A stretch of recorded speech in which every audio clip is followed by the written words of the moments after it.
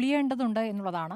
ഇപ്പോൾ ഈ തിരഞ്ഞെടുപ്പ് കാലം നോക്കുമ്പോൾ ഇവിടെ വികസനം ഒരു പ്രൊപ്പഗാൻഡയാവുകയാണ്. അത് ഒരു PR കൊണ്ട് വിജയിക്കാനാകുമെന്നുള്ള ഒരു അമിത ആത്മവിശ്വാസം പൊതുവെ പ്രകടമാണ്. അത് നല്ല രീതിയിൽ ഉപയോഗിക്കുകയും ചെയ്യുന്നുണ്ട്. PR വളരെ വേഗത്തിലാണ്. നമ്മൾ ഇപ്പോൾ റോഡിലേക്ക് ഇറങ്ങിയാൽ ഓരോ കിലോമീറ്ററിനടുത്ത് അകത്ത് തന്നെ എത്ര ഹോർഡിങ്ങുകളാണ്. ആ ഹോർഡിങ്ങുകളിലെല്ലാം ഒറ്റ മുഖമേ ഉള്ളൂ. ഒരൊറ്റ മുഖം ഇവിടെ വികസനത്തിൻ്റെ മുഖമായി മാറുകയാണ്. അത് പിണറായി വിജയൻ്റെ മുഖമാണ്. കേന്ദ്രത്തിലൊക്കെ ആണെങ്കിൽ അത് മോദിയുടെ മുഖമാണ്. അപ്പോൾ 2 മുഖങ്ങളാണ്. വികസനവുമായി ബന്ധപ്പെട്ട ആ മുഖം.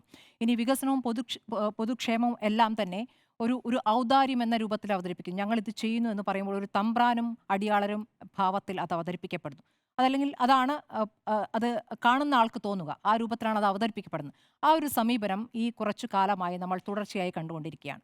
ഇതാണ് ഇവിടെ കണ്ടുകൊണ്ടിരിക്കുന്നത്. ഇനിയിപ്പോൾ ഈ പറഞ്ഞ രേഖകളുടെ കാര്യം സുനിൽ പറഞ്ഞുകൊണ്ട് ഞാൻ കൂടുതൽ പറയുന്നില്ല. 5 വർഷത്തെ 5 വർഷത്തെ കാര്യങ്ങളാണ് ഈ പറയുന്ന ഈ കണക്ക്. 5 വർഷം കൊണ്ട് നിർമ്മിച്ച കണക്കാണ് ഈ പറയുന്നത്. അപ്പുറത്ത് 10 വർഷത്തെയാണ് തിരിച്ചു ചോദിച്ചുകൊണ്ടിരിക്കുന്നത്. ഇത് തുടർ ഭരണം കൂടി ചേർത്തിട്ടാണല്ലോ ചോദിച്ചുകൊണ്ടിരിക്കുന്നത്. അപ്പോൾ ഏതെങ്കിലും ഒരു അന്നത്തെ കാലത്ത് UDFിൻ്റെ കാലത്ത് ഭവന പദ്ധതികൾ വിവിധ വകുപ്പുകളുടെ കീഴിലാണ് നടപ്പാക്കിക്കൊണ്ടിരുന്നത്. അപ്പോൾ അതിൽ തദ്ദേശ സ്വയംഭരണ വകുപ്പിൻ്റെ കീഴിൽ ഇന്ദിരാ ആവാസ് യോജനയുണ്ട്, SC/ST വകുപ്പിൻ്റെ കീഴിൽ ഭവന പദ്ധതിയുണ്ട്, ഫിഷറീസ് വകുപ്പിൻ്റെ കീഴിൽ ഭവന പദ്ധതിയുണ്ട്, മുഖ്യമന്ത്രിയുടെ വകുപ്പിന് കീഴിലുമുണ്ട് സാഫല്യം, സുരക്ഷാ ഭവന പദ്ധതി. ഇത് അങ്ങനെ പല പദ്ധതികളായി പല വകുപ്പുകളിലായി ചിതറിക്കിടക്കുകയായിരുന്നു. ഇതെല്ലാം ഏകീകരിച്ചുകൊണ്ടാണ് LDF വന്നപ്പോൾ ലൈഫ് മിഷൻ വന്നത്. അപ്പോൾ ലൈഫ് മിഷനിൽ എല്ലാം ഏകീകരിച്ചിട്ടാണ്. അപ്പോൾ അത് ഒറ്റ ഇതിൽ പറയാൻ പറ്റും.